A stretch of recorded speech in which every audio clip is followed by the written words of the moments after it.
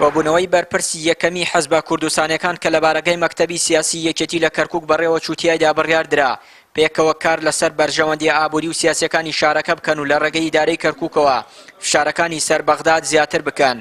ئەم خاڵانەی کە لەم ڕێی کۆبوونەوەکە باس کرا مەسەلەی نەوت بوو، مەسەلەی هەڵبژاردن بوو، مەسەلەی شەڕی براکوژی بوو، یادەکان بوو. ئەوەی مەسەلەی نەوت ئێمە تاکیدمان هەموو لایەنەکان تاکیدمان لەسەر ئەوە کردەوە ڕێکەوتنەکەی جێبەجێکردنی بڕگەکانی ڕێکەوتنەکەی پارێزگاری کەرکووک لەگەڵ وەزارەتی نەوتی عێراقی هەمومان هەست دەکەین کە غەدر لە کەرکووک و دانیشتوانەکە یەکرێت. تەنانەت ئەگەر هاتوو ئەم داواکاریانە جێبەجێ نەکرا بە دڵنیاییەوە لەگەر ئیدارە، لەگەر محافظ، لەگەر ئەنجومەنی پارێزگار، لەگەر حیزب لایەنە سیاسیەکانی دیکە، لەگەر پێکهاتەکانی دیکەش دادەنیشینەوە هەڵوێستمانە بێت کە لەوە زیاتر قبوڵی و نەحەقی لە کەرکووک و دانیشتوانەکەی نابێت.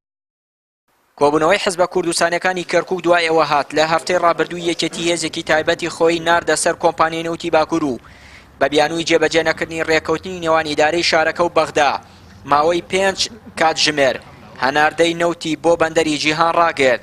بەرپرسی مەڵبەندی کەرکووکی کۆمەڵ ئیسلامی شوێ ڕای پشتیوانی لە هەر هەنگاوێک بۆ بەرژەوەندی کەرکووک وتی هەنگاوی تاکلایەنانە خزمەت بە دۆخەکە ناکات و دەبوایە بە پرس و ڕای حەزبەکانی دیکە ئەو هەنگاوە بنرایە.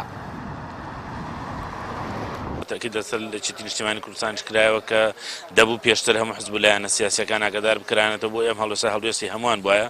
هەرچەند ئێمە پەرگیریمان لە هەڵوێستەکە کرد لەبەر ئەوەی وەکو ڕوون کرایەوە لە مەسلحەتی کەرکووکیەکان بوو، لەبەر ئەوەی اتفاقی کە لە نێوان حکوومەتی خۆجێی شاری کەرکووکەوە لەگەڵ حکوومەتی بەغدایە کرا نەچۆتە بواری جێبەجێکردنەوە، بەڵام ئەوەی کە چۆتە بواری جێبەجێکردنەوە بردننی ئەو بڕەنەوتانەیە کە بۆ کۆمپانیای کەڵک و بۆ کۆمپانیای قودس لە ڕێی کێڵگەی نەوتەکانی قودس و کەڵک و قەیوانەوە کە دەڕوا کە بەڕاستی ئەمە جێنیگەرانی بوو بەلای خەڵک. لای خۆیەوە بەرپرسی مەڵبەندی یەکگرتوو دەڵێت ڕێکەوتون لیژنەیەک بۆ قسەکردن لەگەڵ عەرەب و تورکمانەکان بۆ ئەو مەبەستە دروست بکەن. بەرپرسی لە قیسەی پارتیش دەڵێت ناردنی ئەو هێزەی یەکێتی بە پێی وتەی خۆیان وەکو فشارێک بووە بۆ سەر بەغداد نەکشتی تر. حزب لایەنە کوردستانیەکان هاوتەبا و یەکریزن لە بڕیار هەڵوێستەکان پێویستە کۆبوونەوەی تایبەت بکرێت لەگەڵ ئەنجومەنی پارێزگا و پارێزگار خودی پارێزگار و نوێنەرمان لە بەغدا بۆی بتوانین چەند هەنگاوێکی عەمەلی و چەند خطوەتێک پێکەوە ڕێک بکەوین کە چی بکەین لە ئایندە و لیژنەیەک تشکیل بکرێت بۆی لەگەڵ لایەنە عەرەبی و تورکمانەکان قسە بکە لەسەر ئەم پرسە. بەپێی ڕێی برایانمان لە یەکێتی نیشتیمانی کوردستان ئەوە زیاتر بۆ ناردنی ڕسالەیەک بۆ وەزارەتی نەوت بۆ هیچ مەبەستێکی تر نەبووە. بە پێی ڕێکەوتنێکی نێوانی ئیدارەی کەرکووک و بەغداد بڕیار بوو بۆ پاڵاوتنی 800,000 بەرمیل نەوت بۆ پارێزگاکانی کەرکووک و مووسڵ و دیالە.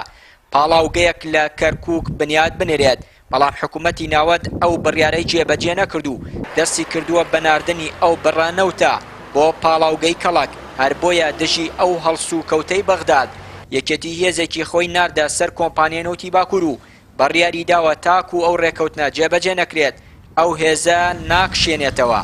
چیانووری کەناڵی ئاسمانی پەیام، کەرکووک.